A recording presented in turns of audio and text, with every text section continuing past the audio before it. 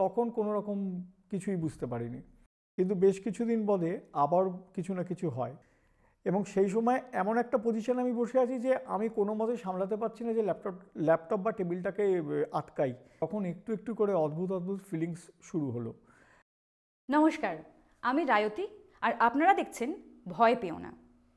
যতই বলি ভয় পেও না, ভয় কিন্তু আমরা সবাই পাই।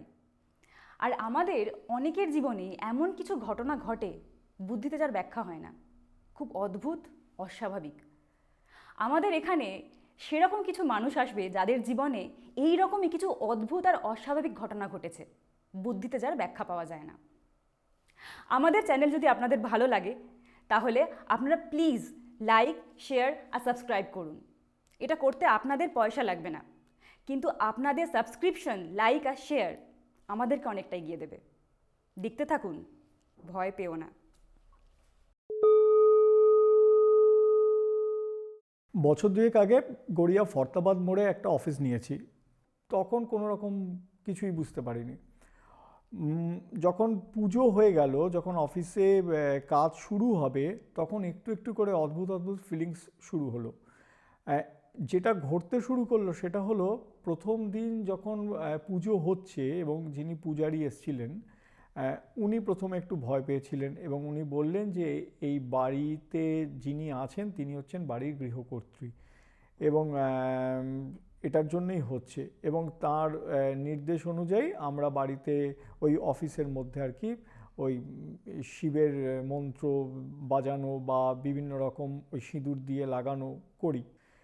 কিন্তু বেশ কিছুদিন বাদে আবার কিছু না কিছু হয়। হওয়ার মধ্যে যেটা হয়ে থাকে, একদিন আমি অফিসে বসে কাজ করছি এবং অফিসের মধ্যে অ্যাকচুয়ালি আমাদের মেডিসিনের দোকান, তো ওষুধের বাক্স মানে উপর থেকে নিচে মাঝে মধ্যেই পড়তে থাকে এবং সেটা যদি খুব ভালো করে নোটিস করে আমি দেখি, তখন বুঝতে পারি যে ওষুধের বাক্সগুলোকে যেন কেউ আঙুল দিয়ে আস্তে আস্তে ঠেলে দিচ্ছে। মানে এটা এরকম না যে পাকার হাওয়ায় ধুম করে পড়ে গেল বা কেউ সামনে লাগানো ছিল বলে পড়ে গেল, তো এরকম হতে থাকে। তা সেদিনকে আমি যখন ল্যাপটপ খুলে অফিসের মধ্যে টেবিলে কাজ করছি, তো প্রথমে তো ওই বাক্সটা পড়লো, তো আমি উপর দিকে তাকালাম, তো তারপরে যিনি আমাদের ওখানে কাজ করেন উনি এসে বাক্সটা তুলে রাখলো। এরপর যেটা হলো যে ল্যাপটপে কাজ করতে করতে হঠাৎ টেবিলটা আস্তে আস্তে উঠতে শুরু করলো এবং আমি যেখানে বসে রয়েছি তার উল্টো দিকে আমাকে মানে আমার উপরে ফেলে দিল ল্যাপটপ শুদ্ধ। এবং সেই সময় এমন একটা পজিশনে আমি বসে আছি যে আমি কোনো মতে সামলাতে পারছি না যে ল্যাপটপ বা টেবিলটাকে আটকাই, এবং সেই অবস্থায় আমার ফোনটা মাটিতে পড়ে যায় এবং আমি ফোন করে পাশ থেকে ডাকি, পাশের ঘর থেকে, তারা এসে আমাকে তোলে। কিছুদিন বাদে আবার যেটা হয় যে আমাদের সিসিটিভি ফুটেজে বেশ কিছুবারই হয়েছে যে দেখা যায় যে আমাদের যে মেন এন্ট্রি, গেটের এন্ট্রিটা, সেইখান দিয়ে কাউকে না কাউকে যাতায়াত করতে, এবং সেটা একটা ছায়ার মতো যাচ্ছে এবং ছায়ার মতো বেরোচ্ছে। এটা মাঝে মধ্যেই হতে থাকে। আরেকবার হয় কি, আমি ল্যাপটপে বসে যখন টেবিলে কাজ করছি, তখন হঠাৎ আমার খেয়াল পড়লো সামনে মানে কিছু যেন নড়ছে। তো আমি ওই ওষুধের র্যাকগুলোর ফাঁক থেকে দেখার চেষ্টা করলাম এবং মনে হলো একটা শাড়ি পরা কেউ, সে মানে তার দুটো পা নেই এবং সে অদ্ভুতভাবে এগিয়ে আসছে।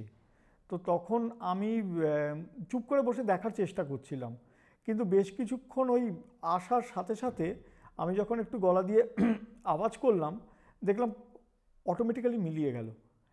এই রকম আমি 2-3 বার দেখেছি এবং তারপর আমি সেইভাবে কিছু দেখিনি, কিন্তু হ্যাঁ ওখানে যারা যায় বা আসে এবং তারা বহুবারই কিছু না কিছু দেখেছে।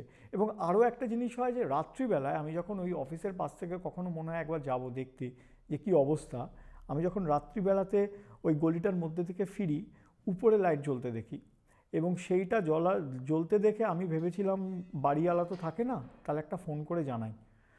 তো যখন বাড়িওয়ালাকে ফোন করে জ্বালাই, বাড়িওয়ালা পাশের বাড়িতে ফোন করে জ্বালায়, তো বলে না বাড়িতে তো তালা দেওয়া রয়েছে, উপরে তো কারুর থাকার কথা নয়। এবং এটা মাঝে মধ্যেই হতো বা এখনও হয় যে রাত্রিবেলায় উপরের আলোটা জ্বলে কিন্তু ঘরে কেউ থাকে না।